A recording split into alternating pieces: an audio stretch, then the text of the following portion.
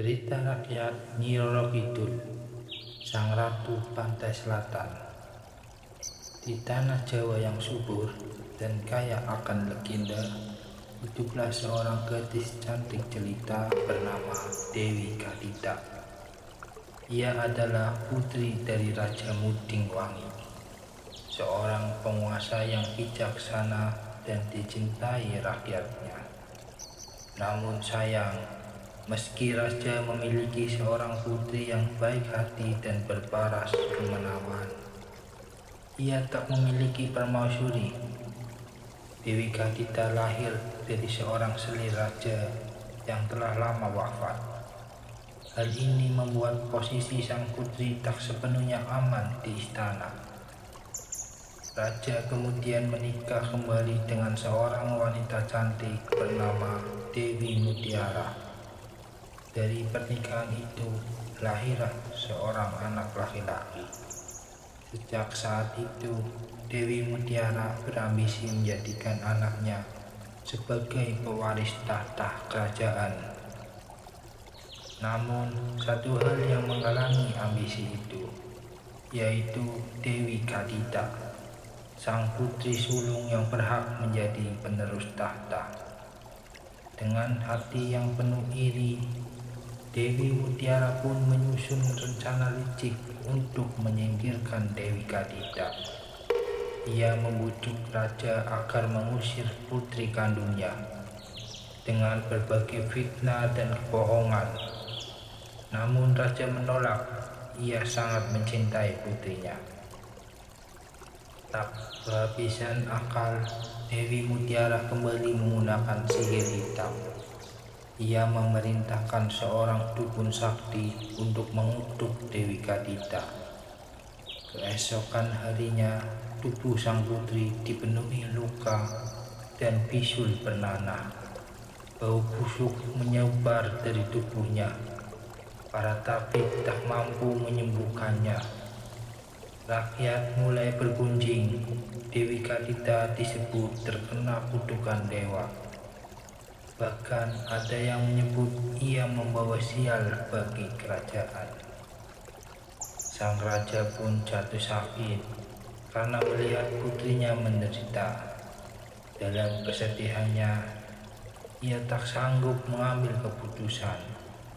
Akhirnya, Dewi Kadita yang kini dikucilkan dan dianggap pembawa sial diusir dari istana. Dengan tubuh penuh luka dan hati yang hancur, Dewi Kadita berjalan tanpa arah. Ia menebus hutan, melewati pegunungan, hingga akhirnya tiba di tepian selatan Laut Jawa. Angin yang kencang menerpa rambutnya. Ombak besar menggulung kaki-kakinya. Namun ia tak takut. Ia merasa laut seolah memanggilnya. Dalam tangis dan keputusasaan, ia pun melompat ke dalam laut. Tubuhnya tenggelam, namun tak seperti yang diduga. Alih-alih mati, Dewi Kadita justru mengalami perubahan besar. Roh-roh laut melihat ketulusannya, mengangkatnya ke dasar samudra dan menyembuhkan seluruh luka di tubuhnya.